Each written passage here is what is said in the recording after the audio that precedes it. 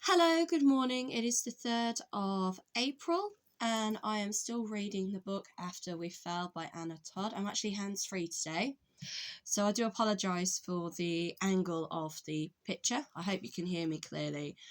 Now, I have now got past the 200-page mark in this book.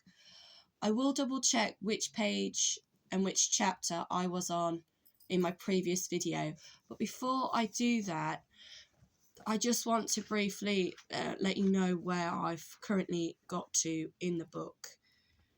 And it is actually chapter 50.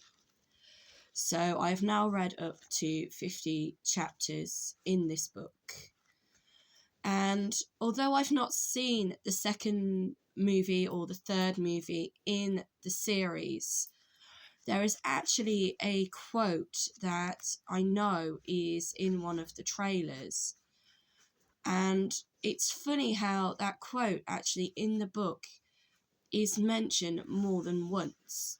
And the quote is, "There is a difference between living with somebody and loving them, and loving someone." Now, in the book, that quote is actually originally not said by Hardin. It is actually said by one of the other characters, and Hardin repeats it to Tess.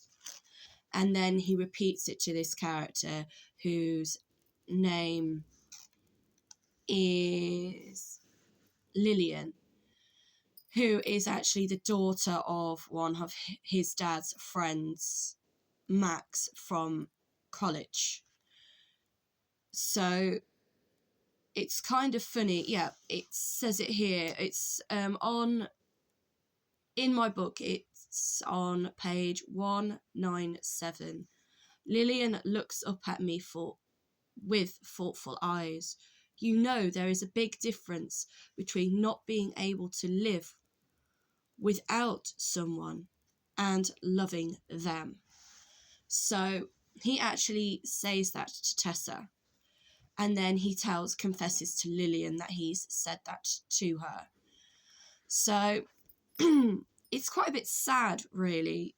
But what I have enjoyed reading the last sort of 200 pages is how more characters have been introduced into the book. So it hasn't just been the family. It hasn't just been college and work. They've gone on holiday to Ken's cabin. And whilst they've been there, both Tessa and Hardin have kind of experienced a different way of how their relationship is perceived from people that don't even know them. And it's been kind of interesting to see that different perception. And again, Todd is very modern in the way she writes a book. Because Lillian is actually, she confers herself as being gay, not a lesbian, but gay, and has a girlfriend called Riley. And it's funny how when she meets Hardin, she says to him, "You're so like my girlfriend. You know, you drink, you're a bit of a badass, you've got a really bad attitude, you don't really treat your girlfriend very well. I can see how she could quite easily live without you, but I don't see how you could live without her." And she's got a very strong opinion of Hardin and how he kind of behaves. And that opinion of him doesn't change throughout the book with the chapters I've read. And again, Riley, when she's introduced as Lillian's girlfriend, her attitude of Hardin and Tessa's relationship is very similar to her girlfriend, Lillian's. And she even says to Hardin, "You know, the reason you're together is for the same reason me and Lillian are together. It's because she's needy and you are the type of person that likes to be in a relationship with a needy person. So in that way, we're very similar."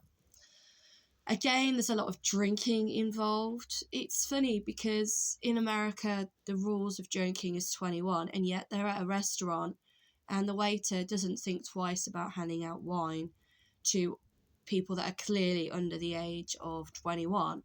So I don't know what the rules are in America with regards to drinking if you're with a family and you're having a meal or at a celebration. But to go into a bar it's 21. So again, there's a lot sort of going on between the characters. There's a lot of back and forth. There's still a lot of aggression. There's still a lot of mind games being played. And one of the things that sort of aggravates Hardin is that when they are at this meal, Tessa leaves and she ends up spending the evening with this waiter called Robert. And the way that Hardin doesn't end up having a punch-up with him, which seems to be his sort of MO whenever Tessa's with somebody who's not him, is he won't think twice about punching them or getting into a fight, is that he said, yeah, you can try it, mate, but my dad's the sheriff. You know, you're in a small town, you don't want to be messing with the locals, sort of thing. And again, it's very emphasised in the book how Hardin's hands are very scarred. He's got a lot of calluses from having fist fights with people.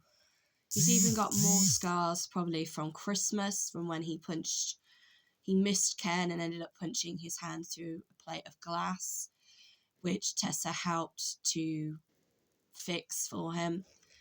So when obviously Hero, who plays Hardin's character in the movies, his hands aren't scarred. You know, although that's a main sort of trait in the book, and it always comes back to that when Tessa holds Hardin's hand, which is very rarely, or looks at his hands, they show evidence of constantly being in fights. Whereas obviously in the movie that isn't apparent. Yes, you see him get into a fight in the first film, but again, there's no like evidence of scarring. Whereas in one of my favourite series that I watch, Outlander, the scars on Jamie's back are apparent. And one of the things they had to make sure they did with his scars was that throughout the years, as he grows older, is they start to fade, which is what happens with scars. When they're fresh, they're very visible, but through time, scars will start to fade upon the body. Whereas with Hardin's hands, it appears that there is scars upon scars upon scars, because he's still quite young.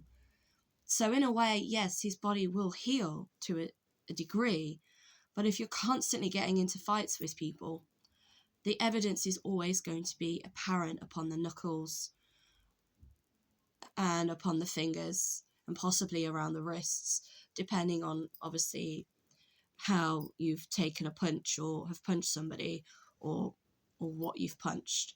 He's very renowned throughout the series, not just for punching people, but for punching inanimate objects as well. So that's kind of where I have got to in the book. I mean, I know in the past I have kind of gone through it like chapter by chapter when I've read.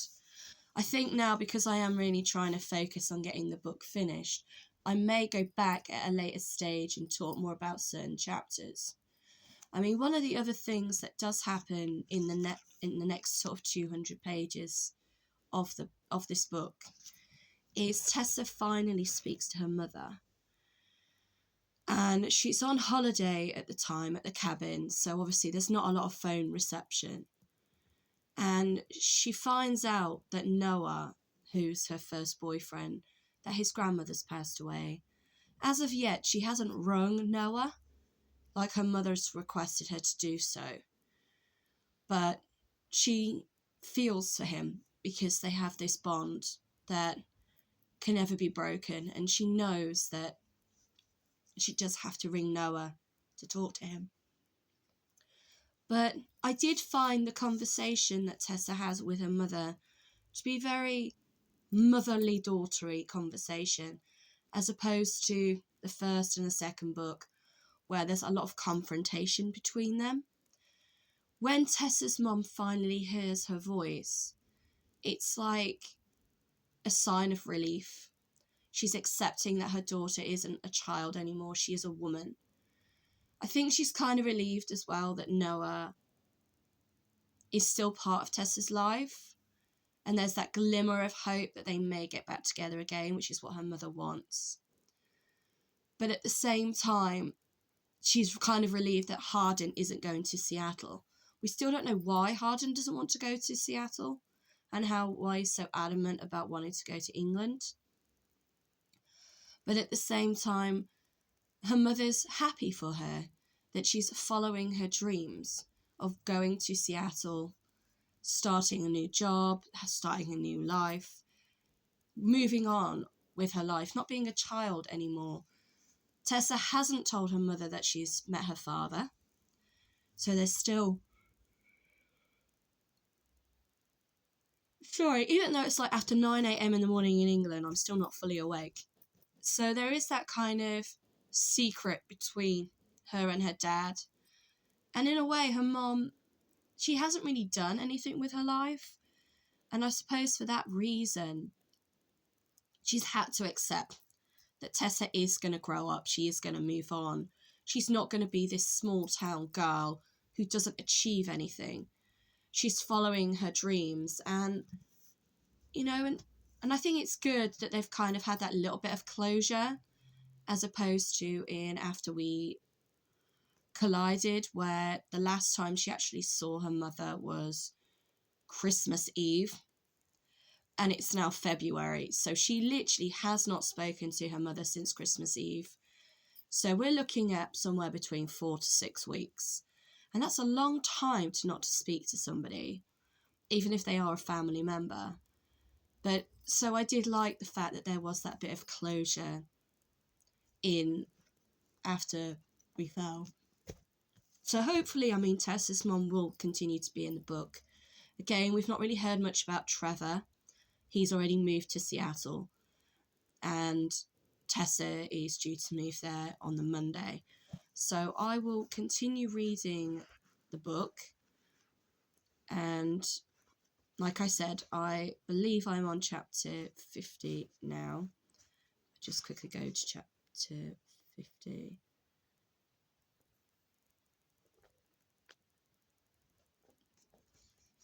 Hang on.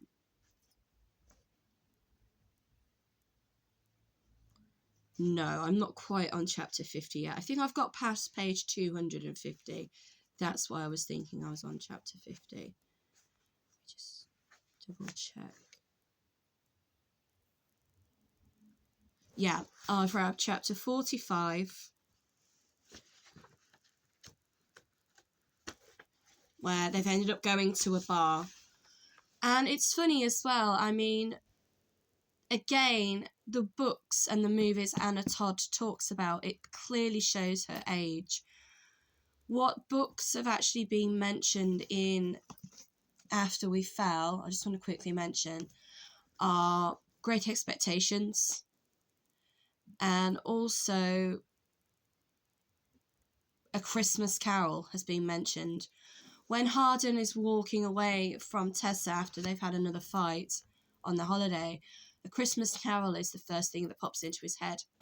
When he sees what he classes as like an apparition of a young girl on a dark road in the middle of nowhere, and he even refers to Lillian as being like Tessa too. So she's like Tessa, but how Tessa would have been before he became involved with her, so to speak. And the film that's mentioned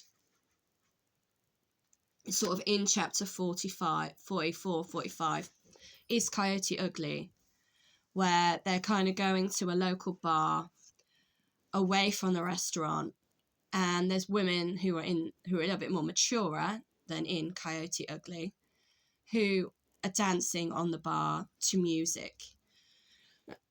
Mainly country and western by the sounds of it. And she's like, oh, so Coyote Ugly. And Robert, the waiter's like, yeah, it's a bit like Coyote Ugly, only these women are older. So again, you know, Coyote Ugly is a movie that I grew up with. I love Leanne Rimes as a singer. I haven't really heard much of her over the past sort of probably 10 years. I think she still sings, but she had a lot of health problems, so she stopped. And she actually did the soundtrack for Coyote Ugly. So, again, being in my 40s, it is a movie that I can relate to. Whether anyone who's younger and has obviously read this book can do the same, I really couldn't comment. So thank you once again for watching, and I will keep you posted throughout the day as to how I get on with this book.